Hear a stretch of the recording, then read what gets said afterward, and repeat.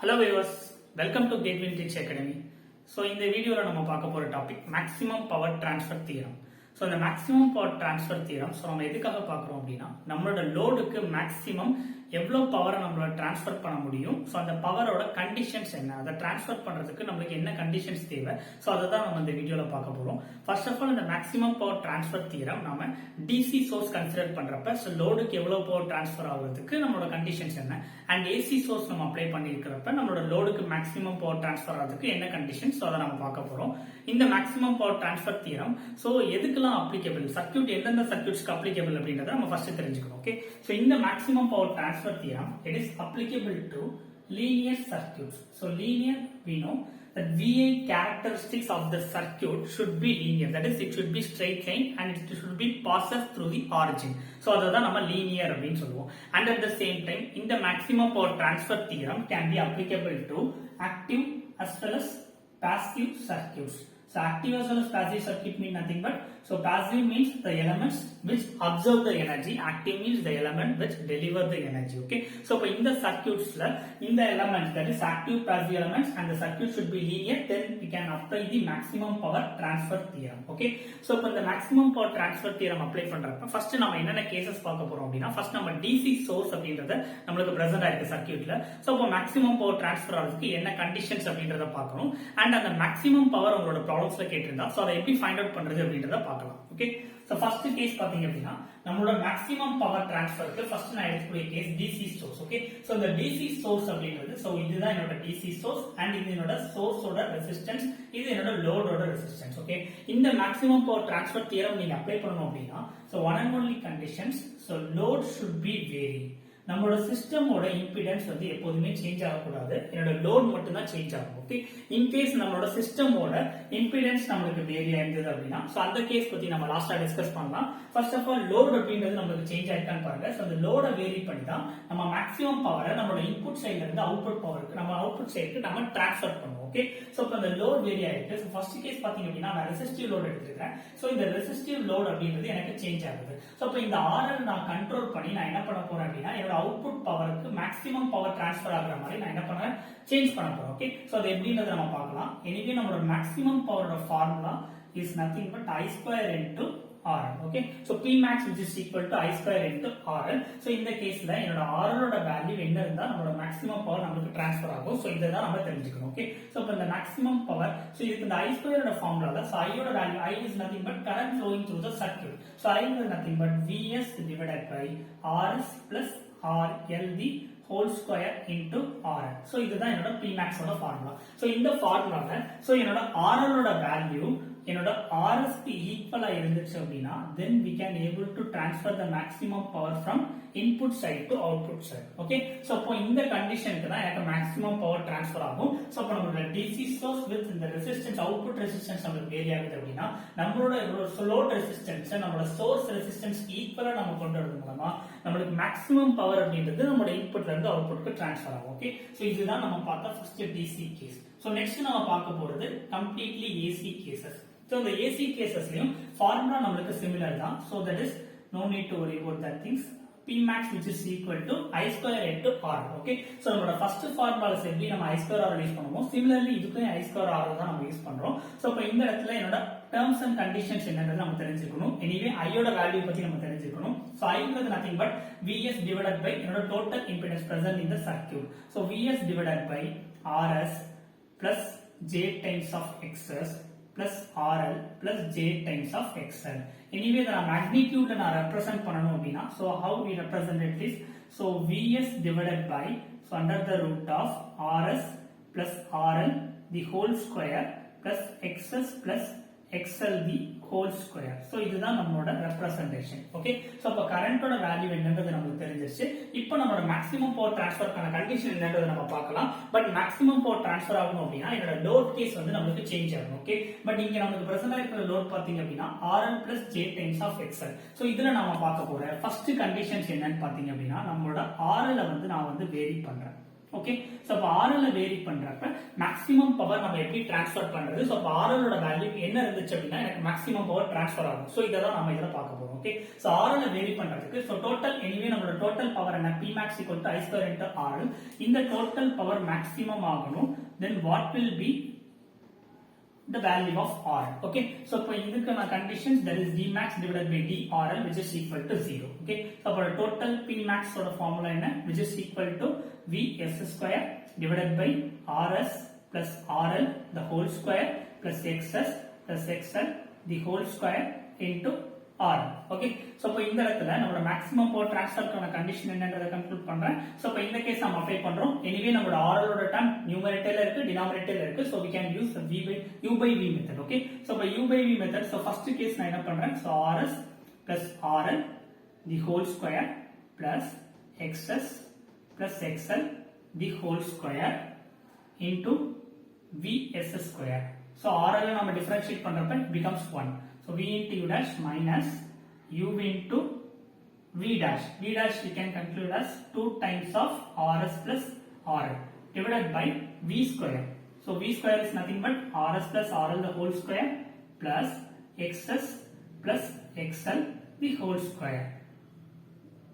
Okay, so V into U dash minus U into V dash divided by V square which is equal to 0. Okay, so in the case la நாம find out பண்ண வேண்டியது so RL ஓட value என்னன்னு தெரிஞ்சிச்சு அப்படினா maximum power transfer நம்ம find out பண்ணிடலாம். Okay, so RL ஓட வேல்யூ வந்து find out பண்றோம். எனவே இந்த டேர்ம் நம்ம கிராஸ் பண்ணோம் அப்படினா அந்த என்டையர் டேர்ம் எனக்கு டினாமினேட்டர்ல 0 ஆயிடும். So நியூமரேட்டர்ல உள்ள டேர்ம் மட்டும் பாருங்க.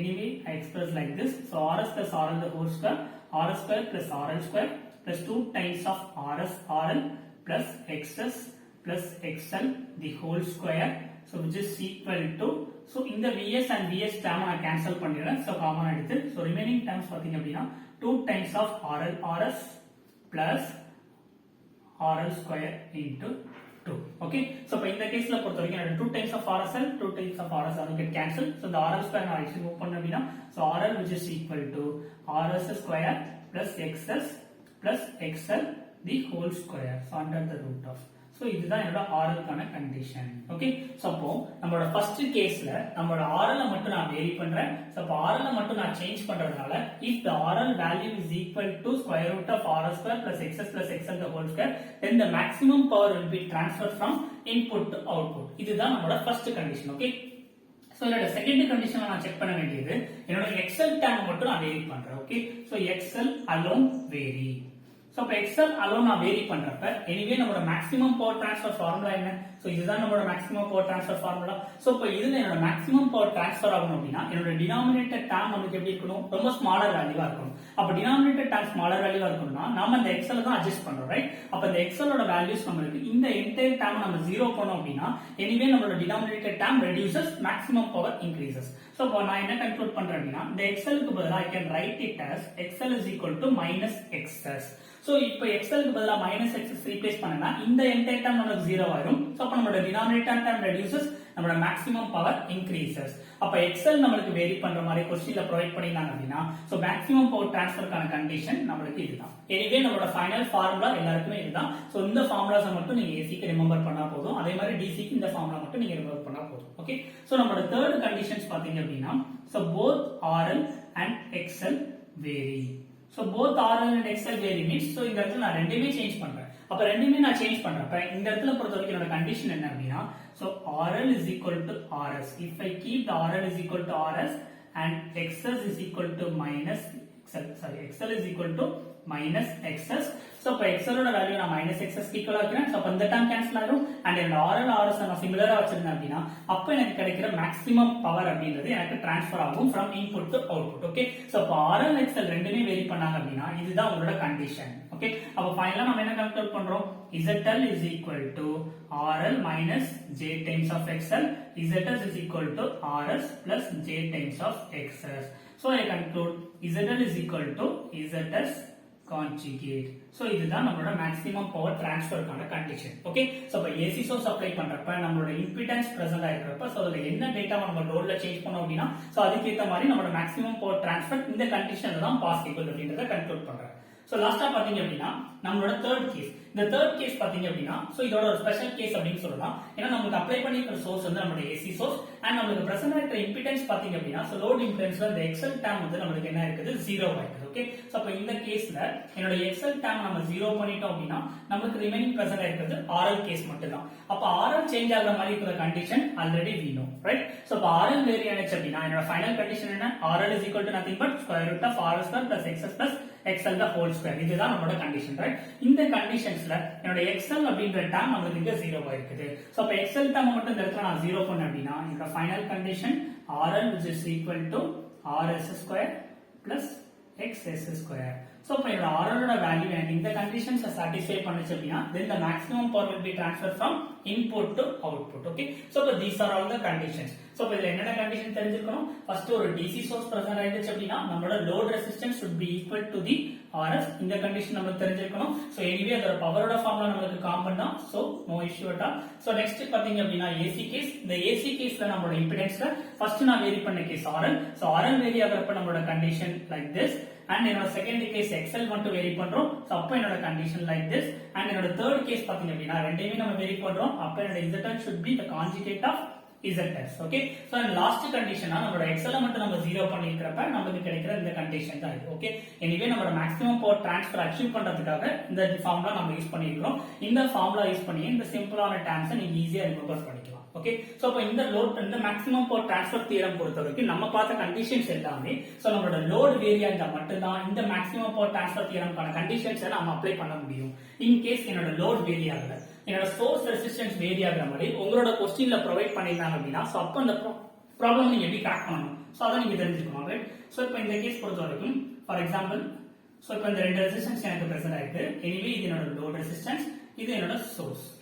alright, சோ இப்போ இந்த கேஸ்ல பொறுத்தவரைக்கும் நான் என்ன கன்க்ளூட் பண்றேன் அப்படின்னா எனக்கு இந்த ரெசிஸ்டன்ஸை நான் சேஞ்ச் பண்றேன். ஓகே, அப்ப இந்த ரெசிஸ்டன்ஸ் சேஞ்ச் பண்றப்ப சோ நமக்கு ஆல்ரெடி நமக்கு என்ன தெரியும்? Maximum power transfer theorem apply பண்ணனும் அப்படின்னா load only should vary, but load இந்த ஃபிக்ஸடா இருக்கு. என்னோட சோர்ஸ் சைடு தட் இஸ் என்னோட சிஸ்டம் சைடுல நான் வேரியேஷன் பண்றேன். ஓகே, அப்ப இந்த கேஸ்ல நான் maximum power transfer theorem apply பண்ண முடியாது. சோ இப்போ இந்த மாதிரி ப்ராப்ளம்ஸ் கேக்குறப்ப நீங்க என்ன பண்ணணும் அப்படின்னா இதுல சூஸ் பண்ணக்கூடிய உங்களோட R ஓட value should be minimum value.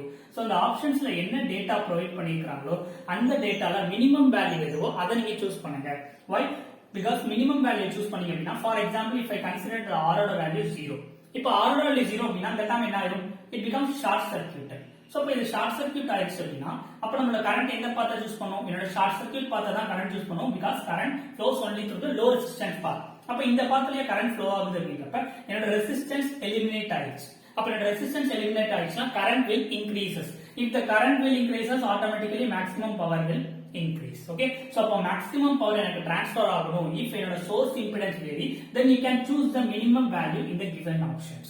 Okay, so these are the topics we have discussed in the maximum power transfer theorem. Okay, so இத மட்டும் நீங்க லேர்ன் பண்ணிட்டீங்கன்னா போதும் maximum power transfer theorem உள்ள எல்லா ப்ராப்ளம்ஸும் நீங்க ட்ராக் பண்ணலாம். ஓகே, சோ இது ரிலேட்டடா ஏதாவது டவுட்ஸ் இருந்துச்சு அப்படின்னா சோ உங்களோட கொரியில வந்து நீங்க என்ன பண்ணுங்க கமெண்ட்ஸ்ல நீங்க உங்களோட டவுட்ஸை நீங்க கிளாரிஃபை பண்ணுங்க. நாங்க அதுல நெக்ஸ்ட் வீடியோஸ்ல உங்களுக்கு இத பத்தி ஃபர்தரான டீடைல்ஸ் இத பேஸ் பண்ண ப்ராப்ளம்ஸ் நம்ம நெக்ஸ்ட் வீடியோல பார்க்கலாம். Okay, thank you.